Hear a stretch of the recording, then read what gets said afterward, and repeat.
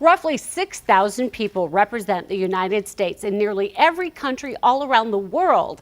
CBS 2 News political reporter and host of Iowa in Focus, Kevin Barry, is here now to explain how their jobs are changing under a Donald Trump administration. Kevin? Karen, Iowa was thrust onto the international scene when Governor Terry Branstad was nominated to be the next ambassador to China.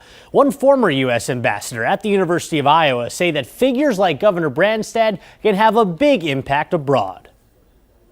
Ambassador Ron McMullen spent about 30 years traveling around the world representing the United States overseas. He says relationships he needed to build were made outside the office. When I was in Burma, I lived on a lake and would go kayaking with my Chinese counterpart, and doing something that was fun and active and not just sitting across the desk from each other comparing policy notes.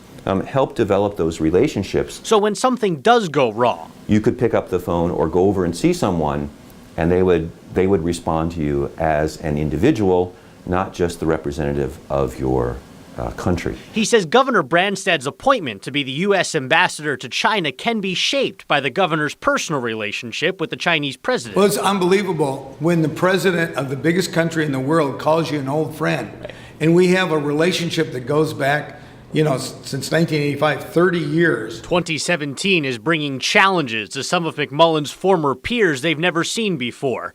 President-elect Donald Trump is active on Twitter, talking about China, Russia, and other international issues. Just hours before 2016 ended, Trump claimed to have new information about Russia hacking the United States election. I also know things that other people don't know, and so they cannot be sure of the situation. Like what do you know that other people don't know? You'll find out on Tuesday or Wednesday. Ambassador McMullen says statements and tweets from all politicians impact the United States' ability to work with governments all around the world.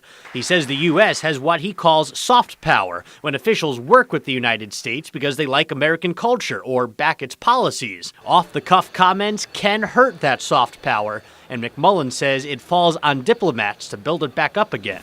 There are all kinds of avenues to promote America's soft power. It's taken a hit, and we need to do better in showing the true face of America, I think. Ambassador McMullen says Foreign Service officers pride themselves on separating their personal politics from their job.